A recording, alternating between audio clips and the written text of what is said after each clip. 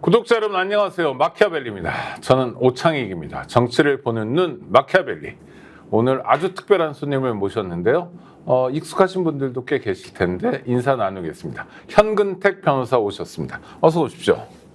네, 안녕하세요. 현근택입니다. 네, 아이고. 오랜만에 불러주셔서 고맙습니다. 네, 저야말로 오랜만에 나와주셔서 네. 감사합니다. 반가운 얼굴, 그리운 얼굴. 와, 현 변호사 나왔다 이런 분도 계실 텐데 일단 가장 궁금한 네. 근황이 궁금해요. 어떻게 지내십니까? 일단은 뭐 작년에 뭐 연말 정도부터는 이제 방송 출연은 좀 없었었고요. 네네. 아마 이제 총선 준비 있었는데 총선 과정에 뭐 있었던 일은 다분 아실 것 같고 그 다음에는 이제 좀 아무래도 이제 선거 직접 출마를 못했으니까 네네. 이제 조용히 뭐 그냥 변호사 일하고 방송도 사실은 이제 최근에야 한 1, 2주 전부터야 좀 이런 유튜브 같은 거 좀 나가고 있어서 뭐 특별한 일은 없어요. 원래 뭐 직업이 제가 뭐 정치인은 아니고 네.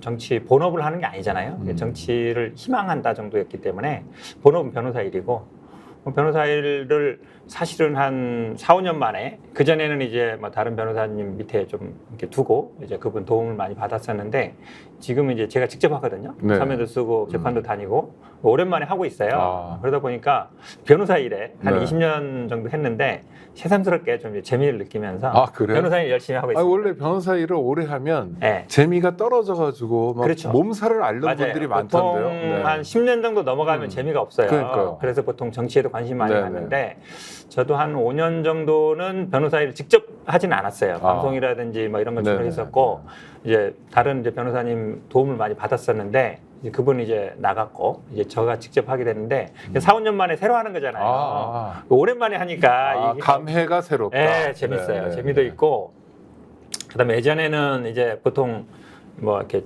전화도 많이 잘 안 하고 이랬는데 요즘은 제가 뭐 전화도 하고 심지어 네. 주말에도 네. 뭐 이렇게 의뢰인들도 만나기도 하고 상담도 만나기도 하고 주말에 나가서 사무실 때 일도 해요. 네, 서면도 쓰고 네.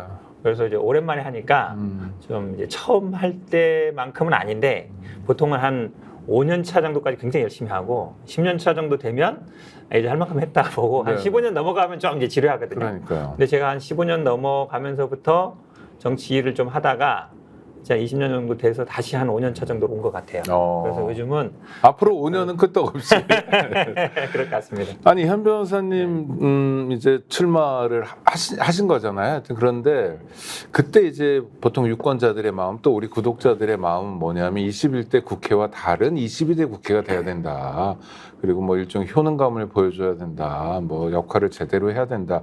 이런 요구들이 많았고 그런 요구의 연장으로 현 변호사님 같은 분이 국회의원이 되면 좋겠다. 이런 여론도 상당히 있었는데 뭐 하여튼 안 됐지만 어떤 국회의원, 어떤 정치인 또 정치인이 된 다음에 직업으로서의 정치인 된 다음에 어떤 일을 해보고 싶으셨어요?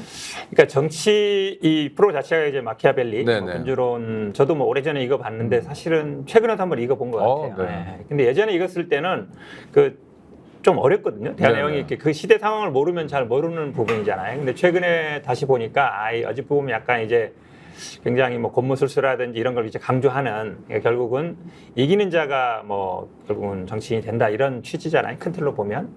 근데 지금은 저는 솔직히 약간 정치랑은 좀 한 발 떨어져 있어요. 네네. 그러니까 정치를 약간 뭐 하려다가 못한 상황이고 그 상황이 어떤 상황인지는 제가 결정을 할 수 없는 부분이기 때문에 과연 정치를 내가 해야 되나? 뭐 이런 생각도 요즘 좀 해요. 네네. 솔직히 말씀드리면. 그러니까 내가 왜 하려고 했는가 이 질문을 말씀하신 것처럼 많이 좀 돌아보게 됐는데 결국은 모르겠어요. 뭐 많은 분들이 다 생각하는 것처럼 우리가 기본적인 인권을 중시 여기고 네.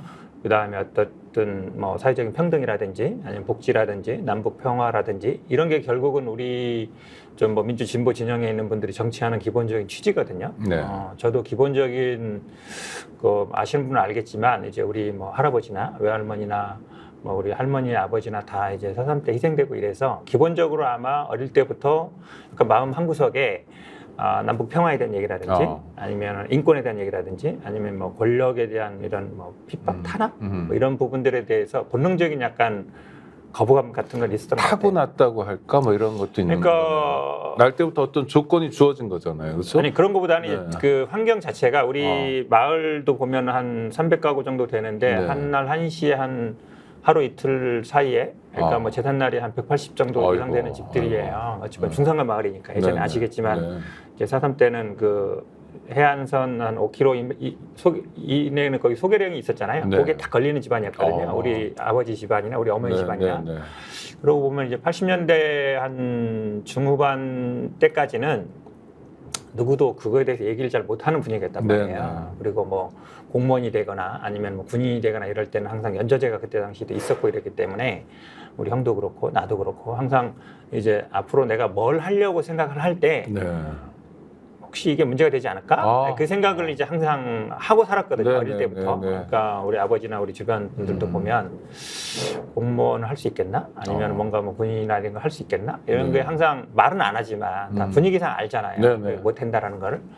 그거 뭐 우리만 있는 것도 아니라 주변이 다 그러기 때문에. 그러니까 어릴 때부터 약간 그런 것도 있었는데 그래도 대학을 오면은 우리가 역사를 배우고 네, 사삼을 좀 객관적으로 보게 되잖아요. 근데 이제 거기에 사시는 우리 뭐 아버지라든지 할머니나 할아버지 이런 분들은 그 역사 우리 어머니도 지금 살아계시지만 우리처럼 그 역사를 보지 못하잖아요. 네네. 배우지 못하시는데 그때 당시 상황들을 많이 말씀을 하시거든요. 그러니까 우리 아버지 같은 경우도 사실은 39년생이니까 48년이면 한 10살 때 정도잖아요. 네네. 그러니까 초등학교밖에 못 나왔어요. 네. 우리 어머니도 학교 자체에 가보지도 못했고. 아이고. 그게 대부분 근데 우리 이모들이나 우리 삼촌님들 보면 대부분 그랬어요. 네. 그러니까 그런 데서 자랐기 때문에 약간 어찌 보면 어릴 때부터 체질적으로 약간 그런 권력이라든지 탄압이라든지 인권이라든지 이런 문제에 대해서는 약간 이제 감수성이 있을 수밖에 없는 네. 상황이어서 정치를 하게 될 때도 자연스럽게 좀 끌렸다 그럴까요? 그런 게 좀 있었던 것 같고 제가 사실은 민주당의 정치 입문한 것도 추미애 대표 때였어요. 근데 추미애 대표가 어느 날 다른 사람 통해서 뭐 상금 부대변인 제안했을 때도 제가 추 대표님 항상 고맙게 생각하고 있었어요. 저희도 분들은 대부분 그래요. 어떤 면? 왜냐하면 추 대표님이 초선 때 네. 그 수영자 명부를 기록해서 찾아가지고 4.3 특별법 만드는데 굉장히 기여를 하셨어요. 김대중 대통령 때 그분이 네네. 정기 입문했는데 네. 그게 어떤 분이었냐면 그 제주도에서 이제 4.3 사건 관련된 분들이 그 구치소가 적다 보니까 육지부로 대전이라든지 아니면 뭐 이렇게 구치소에 많이 수용이 네네. 됐었거든요. 네. 근데 이분들이 이제 6.25 전쟁이 벌어지면서 대부분 특별한 재판 없이 대부분 총살이 되거나 사형이 됐는데 아이고, 네. 그런 수용자 명부를 찾으신 거예요. 그 추미애 대표님이 초선 때 네. 그게 이제 국가기록원 어디 뭐 창고에 있었던 것 같아요. 네. 지금은 대전에 있잖아요. 네. 예전에 아시겠지만 이제 그런 그 국가기록들이 전부 모아놓은 곳이 국가기록원이고 네. 거기서 찾으셨는데 그때 한 2,000명 정도 됐었나? 그 명단이. 그분들은 나중에 다 돌아가신 분들. 그렇죠. 네. 수용자 명부 찾았는데 그게 결국은 그 김대중 대통령 때 4.3 특별법 만드는 그 결정적인 이유가 됐었어요. 네. 이유가 됐었고 그래서 아마 추미애 대표가 제주도 뭐 명예도민도 됐었고 제주도에 그 팬들이 많아요. 지금 네. 고마움을 느끼고 네. 결국은 그게 시작이 돼서 특별법도 만들어졌고 그 다음에 이제 노무현 대통령 때 와서 직접 오셔가지고 본인이 일단 사과도 하셨고. 그러니까 대한민국 대통령이 사과를 한 그렇죠, 거죠. 그렇죠. 네. 그러니까 그때 얘기도 들어보면 이제 청와대 내에도 찬반 여론이 많이 있었다 하더라고요. 그러니까 김대중 대통령 직접 오진 않으셨어요. 법은 만들었고 법은 만들어서 진상 조사도 하고 보고서도 나왔는데 그래도 대통령이 직접 와서 사과할 때 뭐 논란이 있었지만 본인의 의지로 온 거거든요. 그러니까 결국은 본인의 입으로 죄송하다고 얘기했고 그때 많은 정말 그 제주도에 많은 할머니, 할아버지 이런 분들이 굉장히 그 현장에서 많이 우셨고 그게 굉장히 어찌 보면 분기점이 됐어요. 네네. 분기점이 됐고 그 이후로 사실은 제주도에서는 선거했을 때 보수당이 당선된 적이 한 번도 없어요. 그 원희룡 후보가 그때 됐을 때 빼고는. 네네. 어찌 보면 그분도 나중에 무소속으로 나오기도 그렇죠. 했죠. 처음에는 네. 이제 됐었고, 근데 그 정도로 굉장히 역사적인 의미가 있었는데 그만큼 이제 추미애 대표에 대한 그 고마움이 있었는데 추미애 대표가 그렇게 딱 제안을 해줬을 때, 뭐 다른 분이었으면 제가 아마 조금 고민했을 것 같은데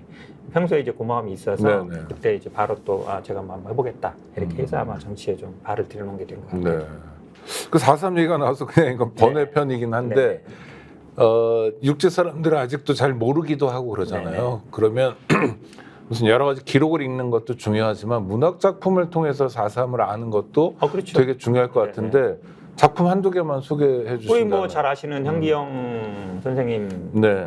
저도 뭐 제주도 현씨고 네. 이분이 또 지금 뭐 분당 쪽에 사세요. 네. 가끔 뭐 통화도 드리는데 어. 굉장히 이제 유명하시잖아요. 네. 예. 이분이 이 책을 쓰셔가지고 이제 뭐 구속도 됐었고 그걸로 최초로 어찌 보면 이제 뭐 지금 전국적인 말씀하신 건 순위 순위 삼촌, 삼촌. 그렇죠. 네. 순위 삼촌. 삼촌이라는 게 제주도에서는 이제 뭐 그냥 여자한테도 붙이는 이름이에요. 네, 네. 그냥 우리 다 가까우면 삼촌 이렇게 부르거든요. 근데 그분이 이제 어떤 트라우마로 그 과정을 겪는 과정인데 거기가 굉장히 이제 뭐 북촌이라고 네. 집단 거기도 아마 한 북촌 리한테서 한 4,500명 정도 돼요. 희생되신 분들이. 아이고. 예. 근데 우리 어머니 고향이었던 가시리도 그 정도 돼요. 네. 희생된 분들이 그 정도 되고 제가 고향이 토산인데 거기도 한 200명도 되시고 그러니까 중산간 마을이 대부분 그렇게 희생된 분들이 많아요. 근데 이제 이게 지금도 이제 제주도에는 그때 당시에 서북 청년단으로 왔던 그 중심되는 교회 같은데 지금도 있고 네. 또 경찰이 했던 유가족들도 있으니까 현재도 어찌 보면 약간 그 사람들 상계에 얽혀 있거든요. 그 순위 삼촌도 보면 네. 경찰 그 서북 청년단으로 내려왔던 분이나 거기서 뭐 결혼해서 사시는 분이나 그러니까 이게 가해자와 피해자가 섞여 있는 거죠. 네. 거기서 또 결혼도 하시고 사시기도 하고 그게 보면은 이제 제주도 현실하고 정확하게 맞아요.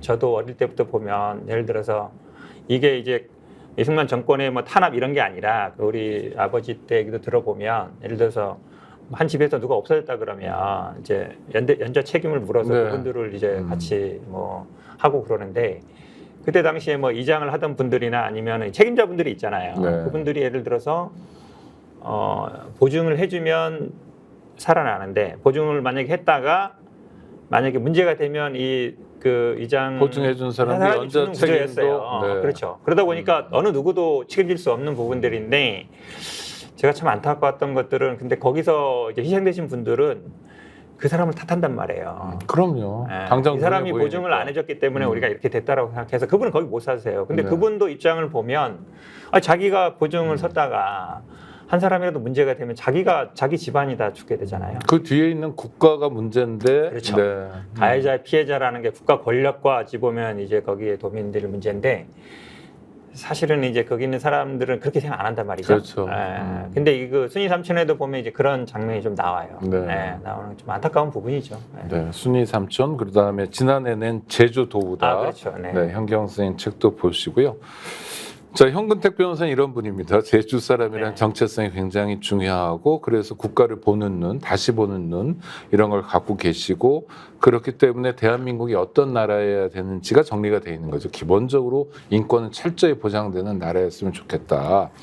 자, 그런데 최근 돌아가는 걸 보면 약간 망조 이런 생각도 드는데요. 먼저 국민의힘 전당대회를 앞두고 대통령 부인 김건희 씨 문자가 공개되고 그것 때문에 갑론을박하고 또 상당히 치열하게 싸웠는데 이건 일단 관전평을 좀 해주시죠. 저는 사실은 이거를 뭐 왜 꺼냈느냐, 누가 꺼냈느냐는 것도 중요하다고 봐요. 네네. 왜냐하면 이제 언론을 뭐 읽거나 방송을 하시는 분 다 알겠지만 서로 간에 주고받은 문자에 대해서 공개를 할 때는 어떤 기자든지 간에 의견을 묻게 돼 있어요. 전화 녹취록이든지 간에 문자는. 네. 그러면 뭐 한동훈 후보 측에서 동의하지 않았다 그러면 당연히 김건희 여사 쪽에서 나왔다고 볼 수밖에 없거든요. 네네. 근데 이게 왜 나왔을까 싶으면 저는 이해가 잘 안 가는 게 그러니까 사과하려고 했는데 한동훈 후보 때문에 못했다는 거잖아요. 그렇죠. 근데 그때 당시에 뭐 다 기억하시겠지만 뭐 대통령이나 저 용산에서는 사과 못한다는 분위기였고 네. 친윤계 의원이나 이런 분들도 사과하면은 민주당 프레임에 말린다 뭐 다 이런 분위기였거든요. 네네. 그러니까 공식적으로는 다 사과 못한다는 분위기였어요. 근데 그거를 뭐 개인적으로 평소에 뭐 문자를 많이 주고받았다고 해서 한동훈 장관 당시 비대위원장한테 뭐 허가를 받아서 사과해야 되나? 그것도 좀 이해가 안 가요. 그렇죠. 먼저 사과가 필요하다면 하면 되죠. 본인이 하면 되는 거예요. 근데 어려운 게 아니죠. 그렇죠. 네. 하면 되는 거고 사실은 뭐 대통령실에 직접 하든가 아니면 본인이 그냥 나와서 하면 되는 네네. 건데 그거를 한동훈 비대위원장한테 허가 받아서 한다는 것도 이해가 안 가고 네. 그리고 평소에 그렇게 뭐 가깝게 뭐 아니 뭐 검찰총장하고 뭐 이럴 때도 뭐 카톡을 수백 번 주고받았다는데 네네네. 주고받을 수 있는 거잖아요. 그럼 네. 한동훈 당시에 비대위원장 입장에서도 그럼 뭐 기자회견 한번 합시다. 사과 추진해 볼게. 이러면 되는 거거든요. 그렇게 5번이나 보냈는데 답변 안 하는 것도 상당히 사실은 이례적이에요. 네네. 우리가 보통 한 번, 2번 정도 보냈는데도 답장 안 해도 이 사람이 나한테 무슨 감정이 그렇죠. 있나 이렇게 생각하잖아요. 네, 네. 그렇죠. 근데 네. 그렇게 장문을 보냈는데 차라리 읽지나 말든가. 네. 텔레그램 읽으면 표시가 나잖아요. 네, 네. 그럼 보통 사람들은 읽기 싫으면 그걸 보질 않아요. 그냥 텔레그램 와도. 아, 부담스러운 상대면 네네. 그것도 그냥 뭐 그것도 안 읽어버리잖아요. 방법이죠. 네. 그냥 근데 읽어보고서 또 답변 안 하는 것도 참 좀 일반적이지 않아요. 네. 두 분 다 저는 이해할 수 없는데 이게 또 전당대회 과정에 나와서 서로 또 그걸 뭐 사과하려는데 안 했다느니 또 뭐 한 것도 참 희한해요. 그러니까 총선 참패의 책임이 한동훈 당시 비대위원장에게 있다를 얘기하고 싶은 거고, 그렇죠. 그러니 전당대회에서 이 사람 뽑으면 안 된다가 그렇죠. 핵심인 거잖아요. 네. 영향을 미치고 있나요 지금? 근데 뭐 데이터상으로 보면 뭐 영향은 별로 없는 것 같아요. 물론 당원들만 상대로 한 여론조사는 없죠. 그것도 네. 불가능하고. 네. 근데 보통은 이제 국민의힘 지지층 상대로 한 여론조사 나오잖아요. 그 다음에 무당층과 지지층 이렇게 보면, 근데 여론조사의 대체적인 흐름을 보면 국민의힘 지지층을 상대로 한 지지율이 국민의힘 지지층과 무당층을 상대로 한 지지보다 국민의힘 지지층을 상대로 한 여론조사율이 더 높게 나와요. 한동훈 네, 후보에 네, 대해서. 그렇게 본다 그러면 당원들의 조금 더 가깝잖아요. 데이터상으로. 네. 조금 더 높을 것 같은데, 근데 사실은 이제 일반적으로도 그러니까 총선이라는 거는 임기 중반에 치러지는 대통령 임기 중반에 치러지는 선거고, 우리나라는 뭐 권력이 기본적으로 대통령에 대한 평가지 뭐 한동훈 장관에 대한 평가는 아니거든요. 그렇죠. 그렇게 본다 그러면 많은 분들이 얘기하는 것처럼 저도 뭐 대통령과 국민의힘의 역할 한 7대3 정도로 보는 게 맞다고 봐요. 네. 대통령의 역할이 그만큼 크죠. 그렇게 본다 그러면 이 총선 참패는 대통령에 대한 평가, 중간평가의 성격이었기 때문에 한동훈 후보 뭐 비대위원장이 잘못해서 선거 졌다. 이거는 제가 보기에 잘 안 먹히는 거라고 봐요. 그건 아마 국민의힘 뭐 지지자들도 그렇게 생각할 것 같고요. 근데 어대한이라고 그래서 이제 결선도 없다 이런 분위기에서 지금은 결선은 간다 이렇게 바뀐 겁니까? 아니면 어대한 분위기가 계속가는 겁니까? 저도 사실은 이제 민주당 전당대회나 최고위원 선거보다 네. 이 재밌잖아요. 재밌잖아요. 더 재밌잖아요. 네. 원래 막 뭐 싸우는 게 원래 재밌죠. 재밌잖아요. 네. 그리고 하고 처음에 관심사니까 네, 네. 저도 평소에 전화 안 하던 뭐 대구나 뭐 부산 분들, 네, 뭐 네. 언론인이나 하시는 분들이나 방송하면서 아시는 분들한테 많이 물어봐요. 네. 물어보는데 조금 다른 것 같아요. TK 쪽하고 PK 쪽하고. 네, 네. PK 쪽 분들은 보면 그래도 어디한 분위기 아닌가 이렇게 얘기하시는 것 같고, 근데 TK 쪽들은 들어보면 완전히 아니다. 네. 한동훈 장관은 완전히 이제 선 그었다. TK 쪽은 이렇게 보는데, 그게 중요한 포인트가 뭐냐면 사실은 우리가 민주당 전당대회도 광주 지역의 여론을 굉장히 중시 여기거든요. 네네. 그게 결국은 수도권으로 이어진다고 보고, 네. 그러니까 수도권에 있는 당원들도 많이 보면은 아버지나 할아버지 고향이 호남 분들이 되게 많잖아요. 그거는 수도권에 있는 국민의힘 당원들도 비슷해요. 네. 분들도 보면 아버지나 뭐 어머니나 고향이 TK 쪽인 분들이 많거든요. 그런 분들이 아무래도 영향을 많이 받아요. 일종의 뿌리군요. 그렇죠. 네. 그게 이제 결국 수도권적으로 올라오는데, 네. 그러니까 TK, PK 합이 한 40%로 보고 수도권이 37%로 보는데 당원 비율이. 네네. 그 중에 핵심은 또 TK 지역이고. 근데 거기에서 만약에 한동훈 후보에 대한 비토 정서가 강하다 그러면 물론 당원들은, 그러니까 현역 의원들도 보면 지금 한동훈 후보 주변에는 비례대표라든지 아니면 뭐 공천받은 몇 분이 안 된다는 거예요. 네, 10여 분 네. 내외라는 거거든요. 그러니까 TK에 있는 의원들은 대부분 약간 한동훈 후보에 대해서 약간 비토 정서가 있고, 네. 그러면 아마 막판으로 가면 대부분의 여론은 그렇게 보더라고요. 그러니까 지금은 이제 오더를 내리거나 한쪽으로 이제 줄을 안 대지만 막판으로 가면 아마 TK 쪽에 있는 의원들은 한동훈 후보를 좀 비토할 가능성이 있다라고 봐서, 그러니까 여론조사 지표상으로는 지금 뭐 결선까지 안 가는 걸로 보지만 TK 쪽이나 이쪽에 분들 보면 결선 갈 수 있다라고 보는데, 결선 가도 근데 한동훈 후보가 이기지 않겠냐 네. 이렇게 보는 것 같아요. 그러니까 윤한 갈등이라는 건 약속 대련이 아니라 실제로 존재하는 갈등이고, 윤석열 대통령 또는 대통령 부부 입장에서 한동훈 후보는 절대 안 된다. 이건 사실이라고 봐야 되는 건가요? 그렇죠. 지금 뭐 그쪽하고 가깝다고 보는 뭐 서정우 변호사라든지 네. 이런 분들이 그런 얘기를 하잖아요. 왜 그러냐면 뭐 권력이라는 게 아시겠지만 부자 간에도 나누기 어렵다고 하는 거기 때문에, 네. 그러니까 윤석열과 한동훈의 관계는 뭐 검찰이 20년 선후배 사이지만 결국은 윤석열 대통령 입장에서는 아니 내가 법무부 장관도 시켜주고 비대위원장도 시켜주고 정치인으로 키워줬는데 네가 그럴 수 있어? 라고 생각할 것이고, 한동훈 지금 후보 입장에서는 본인도 이제 정치를 결심한 거잖아요. 네. 당대표 나온다는 얘기는. 근데 윤석열 언제까지 윤석열 밑에 있어서 자기가 그냥 부하 역할, 뭐 꼬북 역할을 해서는 네. 정치인으로 안 된다는 거 알잖아요. 네네. 본질적으로 옛날에 뭐 전두환 노태우 비견도 그렇고 우리가 예를 들어서 뭐 이명박 박근혜 봐도 그렇고, 그러니까 어쨌든 여당에서 정치인으로 크기 위해서는 현직 대통령과 맞서는 구조가 될 수밖에 없거든요. 우리나라 그게 결국은 단임제 대통령제에서는 어쩔 수 없다고 봐요. 네네. 예. 그러니까 뭐 중임제라 그러면 아마 뭐 부통령이 러닝메이트가 됐다가 그 다음에 나올 수 있지만 단임제이기 때문에 끝나는 거거든요. 그 다음에 어쨌든 극복하고 나와야 되는데 그렇게 가려면 본인 입장에서는 뭐 윤석열 대통령을 넘을 수밖에 없다고 보는데 기회라고 보는 거죠.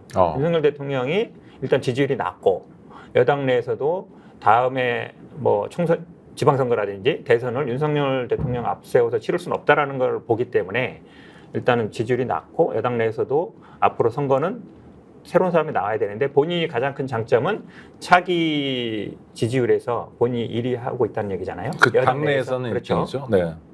근데 국민의힘 특징은 누가 딱 그 지지율 1위 나온 사람이 오면 글로 확 가는 경향이 있어요. 옛날 반기문 때도 보면 네. 다 글로 갔잖아요. 사실 윤석열 대통령도 또 그렇게 그렇게 했었죠. 갔잖아요. 네. 그러니까 밖에서 지지율 1위 하고 있을 때에도 막 40~50명 되는 국회의원들이 막 출마 선언할 때 막 가서 네네. 지지선을 거의 뭐 지지하고 막 뒤에 서고 그랬잖아요. 그게 약간 이제 권력에 대한 맹종이라 그럴까요? 그게 조금 민주당과는 좀 다른 면이에요. 네네. 민주당도 그런 면이 있지만 민주당은 그래도 자기와 그동안 어떻게 해왔는지 중시 여겨요. 386이라든지 네. 예전에 운동을 같이 했다든지 민주화운동을 같이 했다든지 그런 관계들이 20~30년 동안 지속된 관계들이 영향을 미치는데 국민의힘 같은 경우에는 뭐 지지율이 깡패라고 지지율이 잘 나오는 분들한테 거의 줄을 선단 말이에요. 하긴 근데 반기문도 어떤 면에서는 노무현 정부의 그렇죠. 사람인 거잖아요. 저 외교부 장관의 유엔 사무총장까지. 윤석열은 문재인 정부의 그렇죠. 사람인데도 남의 식구인데도 줄 쓸 수 있다. 아 이건 참. 한동훈 장관도 마찬가지죠. 뭐 그러고 그렇죠, 보면 그렇죠. 왜냐면 지금 네. 뭐 장인 얘가 벌써 네네. 원희룡 후보가 공격하잖아요. 네. 장인이 아시겠지만 이제 진영구. 네, 예전에 뭐 조평구사 파업으로 유명하지만 그 전에는 이제 김대중 대통령 때 검사장 승진하고 잘 나갔고 네. 또 경기도 광주에서 민주당 후보로 출마하려고까지 했었어요. 네, 네. 네. 그다음에 뭐 이모부가 지금 뭐 예전에 민청학년 관련됐다는 얘기도 나오고 프레시안 뭐 설립 얘기도 나오는데 뭐 이모부는 제가 보기에 좀 사실은 가까울 수도 있고 멀 수도 있는데 네. 장인 장모는 가깝잖아요. 네. 네, 그렇긴 한데 그것도 약간 아이러니죠. 그런데 어쨌든 본인이 믿는 거는 자기 위에 대안이 없다고 보는 거죠. 그러니까 본인이 이제 이렇게 할 수 있는 거라고. 네. 그런데도 불구하고 집권 여당은 대통령의 존재감이 가장 중요한 거죠. 그렇죠. 그러니까 지방선거가 됐다. 만약 한동훈 대표 체제가 됐다. 윤석열 대통령이 있어요.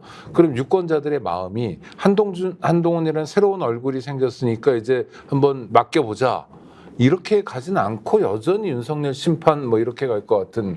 그렇죠. 어떻게 보세요? 그러니까 윤석열 대통령은 지방선거 때도 대통령이고 네네. 한동훈 후보는 당대표가 되더라도 지방선거 때는 당대표가 아니에요. 왜냐하면 1년 6개월 전에 사퇴하게 돼 있거든요. 네네네. 그러니까 이번에 돼도 아마 내년인가 내후년 어쨌든 지방선거 전에 사퇴하게 돼 있어요. 2016년이 지방선거면 네. 5월이 지방선거면 2016년 1월인가 사퇴하게 돼 있어요. 네. 1년 6개월 전에 사퇴하게 돼 네, 네. 있거든요. 그 규정을 바꾸지 않는 한. 그러면 이제 지방선거 나가려는 지금 예를 들어 대구시장이나 뭐 지금 뭐 경북도 시장이나 이런 분들이 도지사나 이런 분들이 만약에 예를 들어 한동훈 후보가 당대표가 돼서 공천권을 행사할 거라 그러면 이렇게 못 해요. 근데 지금 뭐 충청도 쪽에 있는 광역자치단체장들도 안 만나주고 네. 대구나 뭐 경북도 안 만나고 왜 그랬어요? 다음에 공천 안 한다는 거 알고 있거든요. 네네. 근데 윤석열 대통령 그때도 대통령이에요. 임기는 1년밖에 안 남았지만 그러니까 다음에 당대표의 공천권을 행사할 사람이 누가 되더라도 윤석열 대통령하고 아주 맞서진 않을 거라 생각하기 때문에 그러는 거거든요. 네네. 결국은 정치인들은 공천이 중요하고 그러면 사실은 한동훈 지금 후보 입장에서는 독자적으로 자기 세력을 만들어야 되는데 모르겠어요. 제가 보기에는 뭐 아직도 좀 이렇게 그 토론회 하는 거 보면 아직도 검사 기질은 남아 있는 것 같고 네. 왜냐면 따박따박 반박하고 이러잖아요. 네. 본인이 뭐 사실 걸겠다는 걸 많이 얘기하더라고요. 근데 실제 걸지 못하잖아요. 예전 같으면 벌써 민주당에서 했으면 바로 고소고발하고 네. 바로 뭐 우리 유시민 작가한테도 막 네, 매덕식 했죠. 소송하고 네. 막 이러잖아요. 네. 그래서 벌써 했겠죠. 근데 지금 보니까 원희룡 후보가 뭐 지금 사천 의혹, 그 다음에 뭐 여론조사팀, 그 다음에 뭐 또 뭐 하나 있었죠. 세 가지. 금감원 추천 중에 세 개 중에 하나라도 뭐 문제되면은 사퇴하겠냐 그러니까 아마 당 선관위에 제보했다 그러더라고요. 네. 그럼 굉장히 예전 같으면 잘 상상할 수 없는 일이잖아요. 네네. 바로 고소고발하고 네. 바로 민사소송했을 것 같은데 약간 이제 정치적인 걸 하는 것 같은데 근데 토론회 할 때 보면 바로 약간 직접적으로 나오잖아요. 네. 예. 근데 이제 정치는 아시겠지만 1위 하는 후보한테는 항상 공격이 들어오게 돼 있어요. 그렇죠. 예. 네. 그러면 이제 그거에 대해서 적당히 받아치고 그다음에 이제 본인의 얘기를 하면 되는데 그 본인에 대한 비판이나 이걸 못 받아들이는 거는 그거는 이제 검사 체질이에요. 저도 이제 수사를 이제 검사 체질. 네, 네. 그냥 검사들이 기본적으로 본인에 대해서 질문을 받아본 적이 없어요. 그리고 본인의 견해에 대해서 반대하는 거를 굉장히 알레르기 반응을 보여요. 아, 네. 그냥 법정에서 보면 알거든요. 네네. 그냥 법정에 나오는 검사들은 자기 검사 역할 중에 뭐 10%도 안 돼요. 네네. 공판 검사들은 대부분 수사를 하잖아요. 그렇죠. 수사는 질문하는 입장이에요. 네. 그리고 수사하는 과정에 뭐 피의자라든지 변호인들이 뭐라고 반박하면 굉장히 그거에 대해서 공격적으로 나와요. 왜 그렇습니까? 자기 시간을 빼서 먹는다는 거예요? 아니죠. 죄질이 나쁘다는 거예요? 아니 아니면 그러니까 그 본인의 나는 완성도가 견해라든지 높다? 그렇죠. 아, 그러니까 모류. 네네. 우리 견해는 무조건 옳다. 아. 그리고 우리가 하는 거에 대해서는 절대적으로 신뢰한다. 그리고 그러니까 반대 자체를 그러니까 토론 자체가 안 돼요. 그래서 수사 과정에 검사 보면. 탄핵에 대해서 검찰총장부터 조직 전체가 굉장히 격앙된 그렇죠. 반응을 보이는 게 그런 측면. 기본적으로 그래요. 그러니까 법정에서도 네. 우리가 기본적으로는 요즘은 이제 공판 중심주의이기 때문에 네, 네. 판사가 이제 역할을 하잖아요. 네. 그러면 무죄가 나더라도 네. 검사들은 본인들이 수사를 잘못했다고 절대 생각 안 하고 어. 의견이 다르다. 어. 우리와 판사의 견해가 다르다라고 생각해요. 네네. 동급으로 생각한단 말이에요. 어. 지난번에 검사 탄 나왔을 때도 보면 네. 하도 검찰총장이 뭐 사법부에 대한 도전이다. 자꾸 이런 얘기 그러니까 나오잖아요. 사법방해 이런. 네, 얘기. 사법방해다. 네. 아니 검사는 사법부가 아니에요. 그러니까요. 행정직 공무원이에요. 네. 근데 본인들은 판사나 사법기관하고 비슷하게 생각하는 거예요. 그러니까 자꾸 사법방해, 사법 뭐 질서에 대한 아니, 도전이라고 그리고 생각하는 심지어 거예요. 문명도 얘기해요. 뭐 문명이 무너지고 야만이 된다. 그러니까. 역사의 5점이다. 네. 이거 오버잖아요. 오버 한참 오버죠. 그러니까요. 그러니까 검찰 제도가 기본적으로 뭐 서구의 제도지만 네. 뭐 미국이라든지 서양에서는 이미 검찰은 기소만 담당하지 수사까지 담당하는 데는 거의 없어요. 그렇죠. 우리가- 수사권이 있어도 안 그렇죠. 하죠. 독일 잘 같은 아시겠지만 경우. 우리가 네. 지금 민주당 기본적으로 수사와 기소를 분리하자는 거고 예전에는 원님 재판은 재판하고 수사하고 기소를 다 한 사람이 했잖아요. 그렇죠. 그 규문주의라 그러는데 네. 그러니까 재판하고 수사 기소는 분리된 거는 뭐 근대 사법 절차 들어오면서 분리됐고 네. 그 다음에 이제 수사와 기소가 분리된 것도 100년이 넘었어요. 네. 기본적으로는 서양이 다 그렇게 하고 있고 독일, 일본도 이미 뭐 수사권이 있다 그러지만 실질적인 수사는 다 별개 기관에서 하거든요. 네. 미국 뭐 영미법 제도는 원래부터 그랬고 네. 근데도 아직도 본인들이 수사도 해야 되고 기소도 해야 되고 그다음에 재판도 우리가 다 해야 되는데 뭐 판사가 뭐 견해를 달리한다 이렇게 보는 거니까 아직도 제가 보기에는 전 근대적인 시각에도 머물러 있는 거고 성찰 이런 게 조직 내에서는 별로 불가능하죠. 불가능이요? 저는 불가능하다. 이 제도로 불가능해야 돼요. 왜냐하면 대한민국 검찰만큼 막강한 권한을 가진 조직이 없잖아요. 네네. 지금은 이미 대통령까지 나왔고 네. 뭐 법무부뿐만 아니라 뭐 고언이기 모든 기관들에 지금 다 검찰이 들어가고 있잖아요. 그렇죠. 금융까지도요. 금융까지 다 네. 수립하고 있기 때문에 대한민국을 본인들이 없으면 제대로 굴러가지 않는다고 생각하는 거예요. 정말로요? 예전에 우리가 그 육사 나온 군인들 보면 네네. 대한민국은 군인이 없으면 안 굴러가. 지들이 역사를 잡아야 돼. 60년대, 그렇죠. 80년대. 80년대까지 그랬죠. 네네. 저는 아직도 검찰은 그 정도에 머물러 있다고 봐요. 어. 우리가 없으면은 대한민국이 무너진다. 이 정도까지 생각할 거로 보기 때문에. 근데 그거에 대해서 아니다라는 이 분명한 신호를 주지 않으면 네. 점점점 이게 위험한 식으로 가죠. 네. 왜냐하면 기본적으로 수사나 이거 받아보신 분들 알 텐데 토론이라든지 아니면 합리적인 뭘 제시했을 때 그게 안 돼요. 네. 본인들이 얘기하는 거에 대해서 예스냐 노냐 라고밖에 사고를 못 해요. 그러다 그러면 발전이 안 되잖아요. 민주주의라는 건 기본적으로 그렇죠. 상대방 견해와 나의 견해가 다를 수 있다는 네. 전제로 해서 토론이 돼야 되잖아요. 네네. 합리적인 게 결국은 합리적인 게 선택이 되고 그게 올바로 가는 게 민주주의란 말이죠. 네네. 근데 검찰은 그게 안 돼요. 그래서 한동훈 후보도 자꾸 예스 오 노 이게 거기서 나오는 할 거냐 말 거냐. 몸에 밴 거네요. 그렇죠. 대부분 그 검찰 수사를 보면 네. 질문에 대해서 답변만 하라. 그거에 대해서 왜 반박을 하느냐. 예스냐 노냐 대답만 하지 왜 이거에 대해서 자꾸 다른 말을 하냐라고 네. 굉장히 화를 많이 내고 이 특수부 수사나 이런 분들은 그 아시잖아요. 가족이라든지 온갖 문제들을 다 긁고 와서 압박을 한단 말이에요. 네. 이거에 대해서 예스라고 해라. 그러면 우리가 이러거는 뭐 직접 말은 안 해요. 네네. 근데 자꾸 부르죠. 가족도 부르고 뭐 인척도 부르고 뭐 사람들 네. 부르면서 좀 직접 봐줄 수 있는 것처럼. 그렇지. 그런 뉘앙스를 자꾸 붙이죠. 그런 게 결국은 계속 사법부에서 그럼 그런 걸 잘라줘야 되는데 네. 못 잘라요. 그러니까 왜냐하면 어쨌든 그 전후 사정이나 이 주변에 있었던 일들을 다 살피지 못한단 말이죠. 그렇죠. 인력도 그렇게 많지 않을 그렇죠. 거고요. 그러기도 네. 하고 그거에 대해서 의지를 가지고 봐야 되거든요. 그러니까 예전에 지금 뭐 이화영 사건도 보면 그러면 접견 그 구치소에서 계속 와서 불렀던 거 계속 소환했던 일지를 다 보자라고 네. 해야 되거든요. 네. 그거에 대해서 만약에 내놔라 그러고 안 내놓으면 그거에 대해서 뭐 제재를 한다든지 가야 되는데 네. 그렇게까지 잘 안 가요. 제출 어. 명령 했다가 안 내놓으면 뭐 그냥 없는 걸로 치고 이렇게 가니까 계속 그렇게 하는 거거든요. 네. 그거 잘라줘야 되는데 제가 보기에는 우리나라 사법부도 그 정도는 아직 못 가는 것 같아요. 이거 답답하네요. 그 변호사님 말씀 듣다 보니까 뭐 시간이 쭉 가서 저희가 준비한 주제를 정말 못 여쭤보고 있는데 일단 국민적 관심사 중에 하나 네. 이종호 씨란 분이 이렇게 갑자기 부각됐는데 자산관리인이다, 네. 도이치모터스 뭐 공범이다, 주가 조작 네. 공범이다 공범이다 했는데 물론 정확한 관계 는 몰라요. 요새는 뭐 대통령 부인 김건희 씨랑 연락 안 하고 있다고 하는데 보통 자산관리인이다라고 별칭이 붙을 정도면 어떤 관계입니까? 돈을 맡길 정도니까 또 한두 네. 푼도 아니고 몇 억 이상 된다는 네, 얘기잖아요. 생각을 해보세요. 그 당시에는 아마 결혼하기 전이라 그러니까 네. 아주 뭐 권력이 있을 때도 아니고 그러면 돈을 몇 억 맡긴다. 근데 이게 예를 들어서 그냥 우리가 뭐 상장된 주식을 투자하거나 이런 거면 어디나 갈 수 있어요. 그렇죠? 네, 네, 네. 우리가 그냥 뭐 주식 무슨 땡땡 증권을 통해서도 증권을 할수 사고 있는데 땡땡 증권도 이게 되고. 그게 아니잖아요. 네.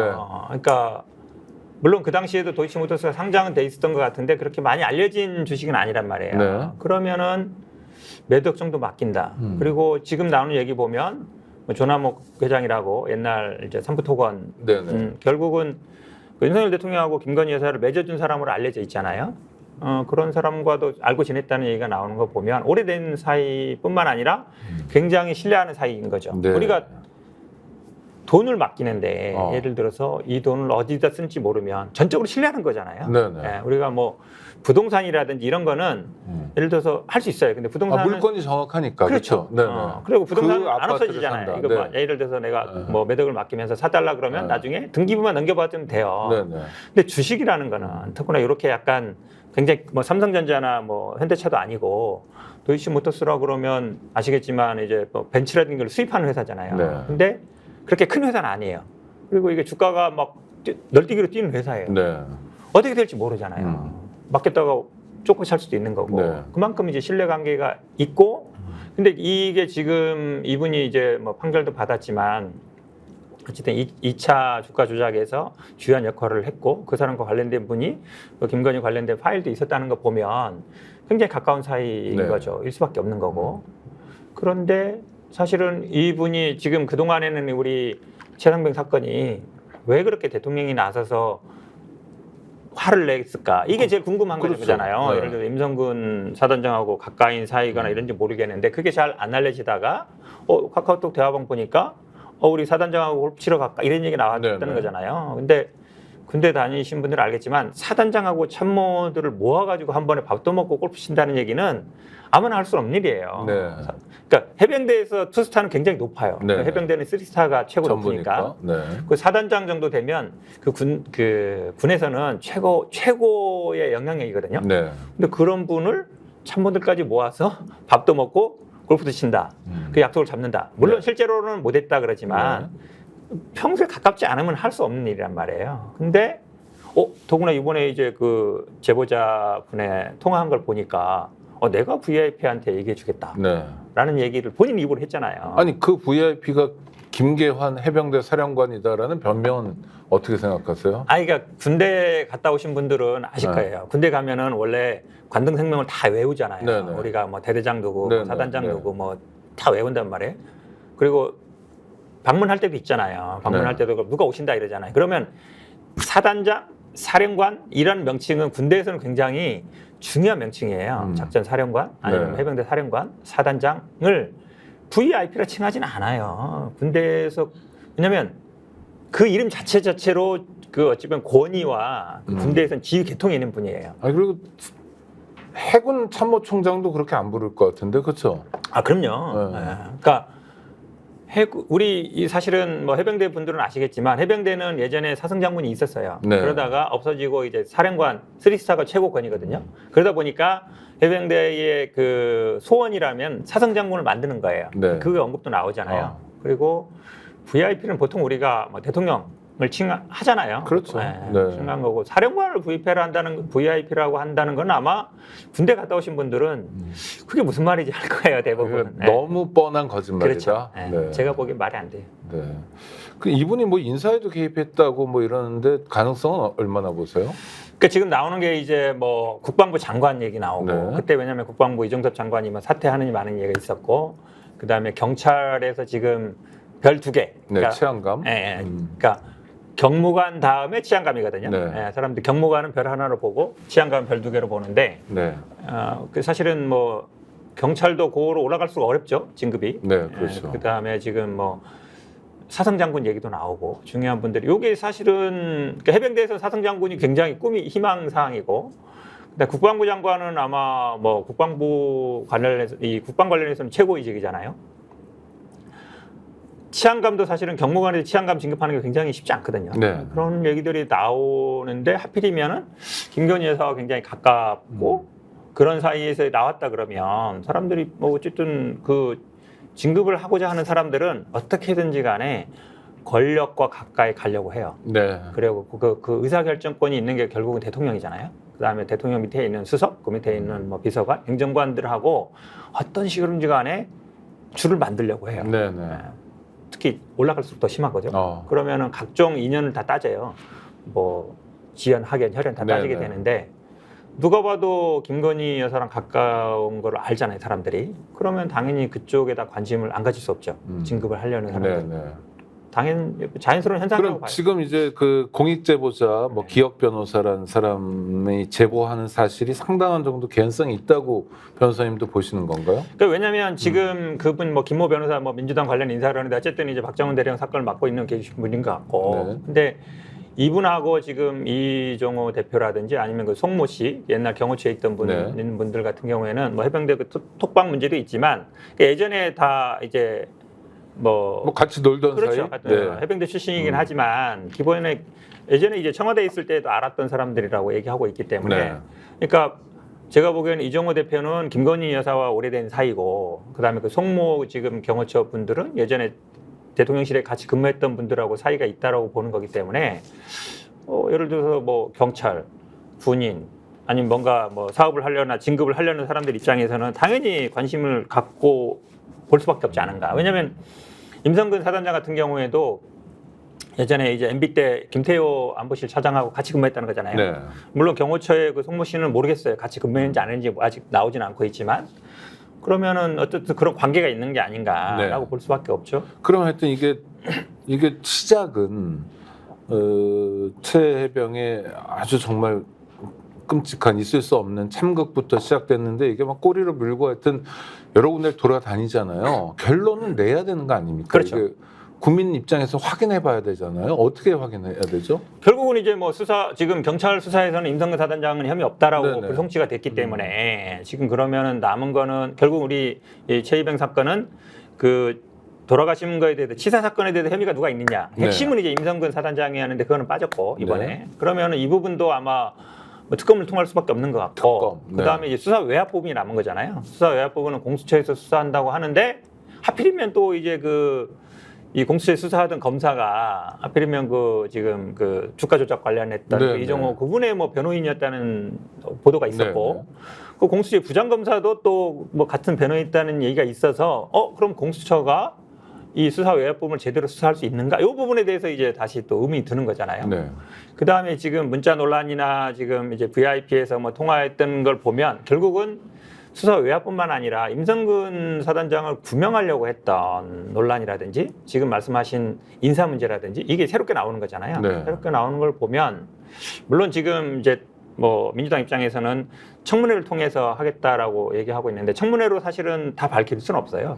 결국은 최혜병 사건과 김건희 여사 사건이 저는 하나로 모아지고 있다라고 봐요. 왜냐하면 최혜병 사건은 그전에는 그다음에 돌아가신 치사 사건, 그다음에 외압 사건이었고 김건희 여사의 사건은 뭐 명품백 사건, 도이치모터 주가 조작 사건이었는데 여기에 이제 인사 개입 관련 아니면은 뭐 구명이 연결되는 네. 구조로 가고 있어서 이거는 제가 보기에 하나로 지금 같이 갈 수밖에 없지 않나 이렇게 보고 있어요. 그 문제를 푸는 건 특검밖에 없다. 지금 지금 상황 단계에서. 그렇죠. 네, 알겠습니다. 현근택 변호사의 안내로 현안을 몇 가지 짚어봤는데요. 앞으로도 좀 자주 뵙고, 네. 아니 근황을 궁금해하고 네네네네. 그분 어디 갔냐고 막 네네. 전달력도 좋고 막 그런데 네네. 이런 얘기를 많이 들었습니다. 하여튼 감사하고요. 늘 건강하시고요. 네, 구독자 여러분 함께해 주셔서 감사합니다. 고맙습니다. 고맙습니다.